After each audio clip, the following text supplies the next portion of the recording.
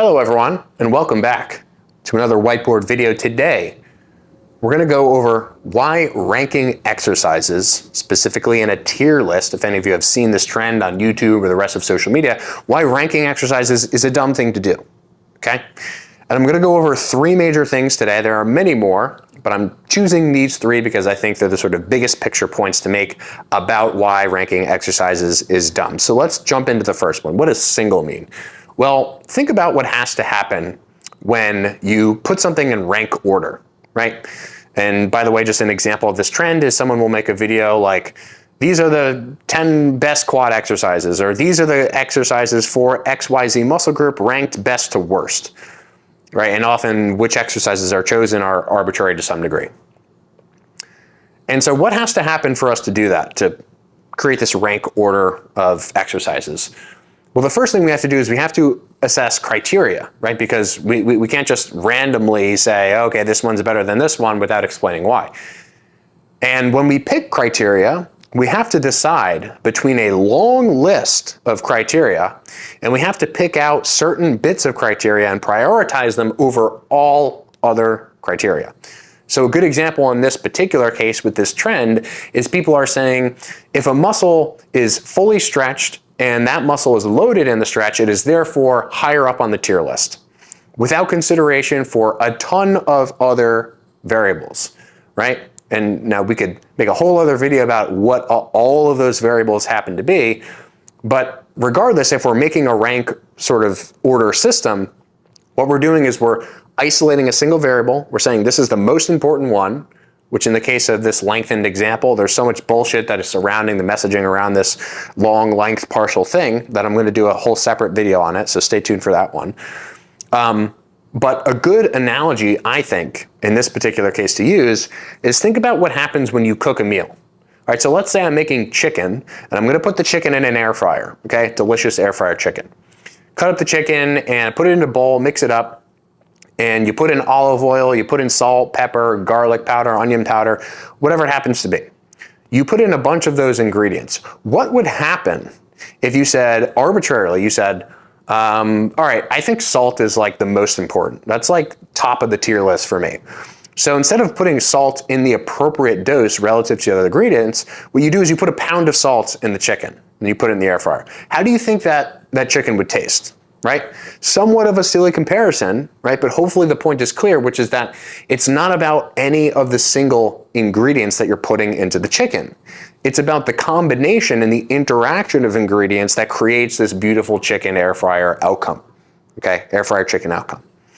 So the same is true for exercise. You pick a single variable, you forget about 20 others that are important, all of a sudden you're dealing with chicken that is way too salty. All right, number two, Thomas Sowell. Who the hell is Thomas Sowell? Well, he was an economist, and he has this quote that I love that applies not only to economics, but also to biology and pretty much any other topic, category, field that you can think of. And the quote is that there are no solutions, only trade-offs. Now, what did he mean by this? Let's use the exercise example.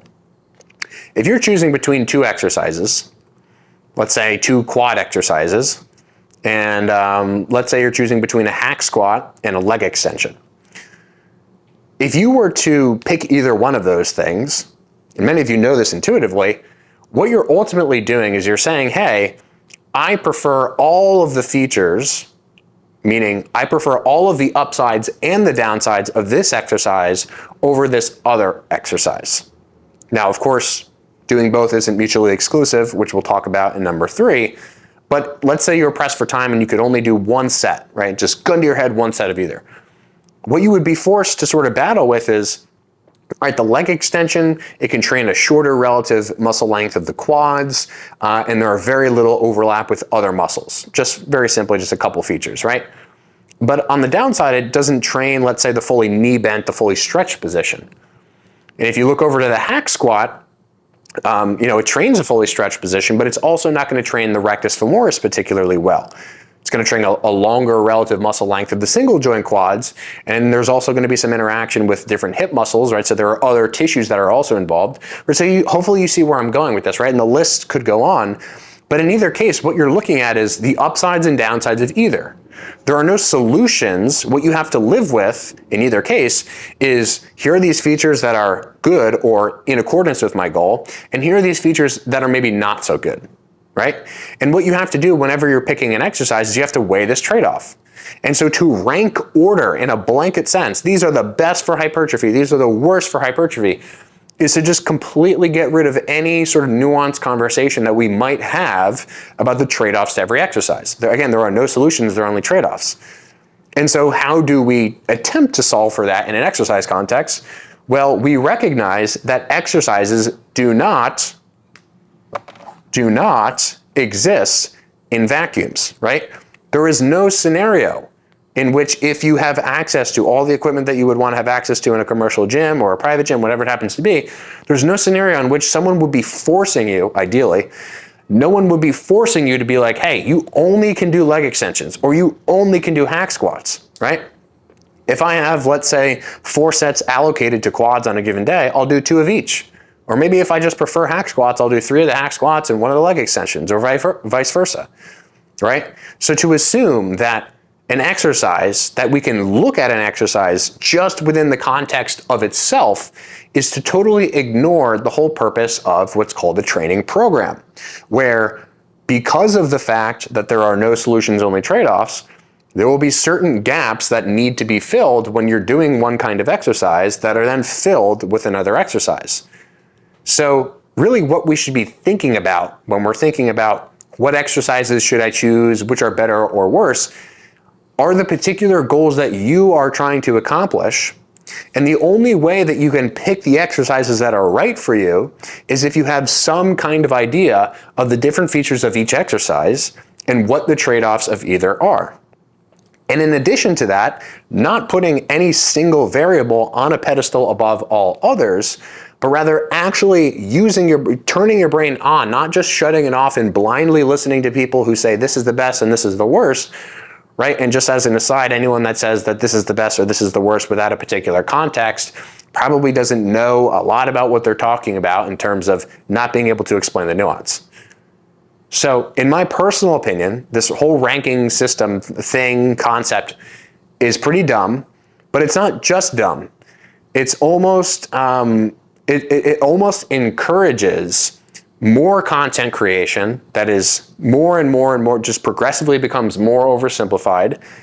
And in addition to that, it also encourages an audience response that is blindly accepting. The last thing that I personally would want is an audience that would just nod their heads at everything that I say, right?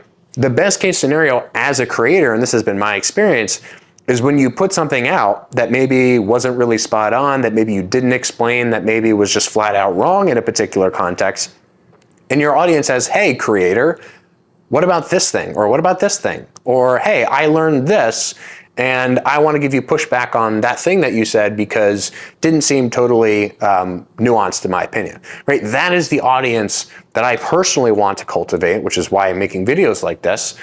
And I hope that more creators can move in that direction so that we can actually advance the industry rather than just staying stuck and stagnant in these sort of vastly oversimplified kinds of videos, posts, etc. So a little bit of a tangent there at the end, but I hope this made sense. And if you have any questions, you can join my free online community. It's free, no credit card, nothing. Link in the description to join. Over 2,000 meatheads in there at the moment, learning, talking every day. So I hope to see you in the free community, and I hope you enjoy this video.